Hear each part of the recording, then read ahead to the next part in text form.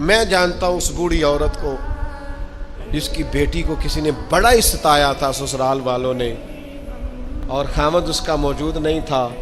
تو وہ اپنے وہاں سے نکلتے ہوئے نا واپس گھر سے،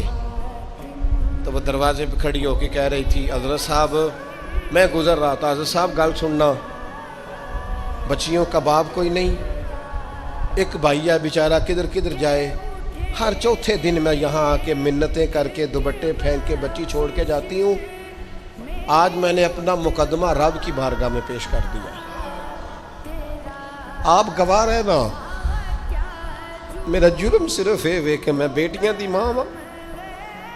گواہ رہے نا آپ، میں نے مقدمہ اللہ کے حضور درج کرا دیا ہے،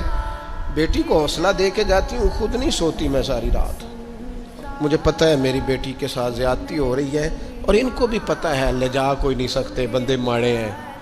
تو یہ روز ظلم کرتے ہیں، اب میں نے وہ مقدمہ درج کرا، آپ گواہ رہنا، میں نے بڑا منایا اس اماں کو،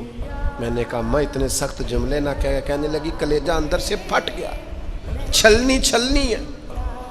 ایک شخص کے کمرے میں جاتی تھی معافی مانگنے، چلو بچی سے غلطی ہو گئی تو اٹھ کے دوسرے کمرے میں چلا جاتا تھا، میں دوسرے میں جاتی تھی کیونکہ میں بیٹی والی ہوں،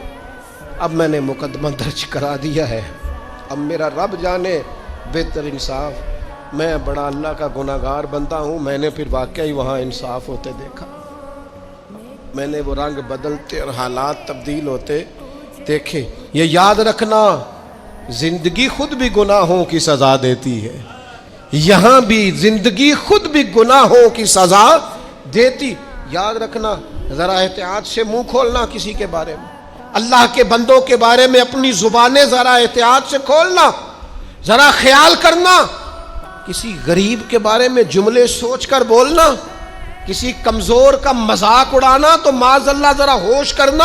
اللہ سے ڈر کے بات کرنا، اس لیے کہ بڑی جلدی انصاف کا وقت آنے والا،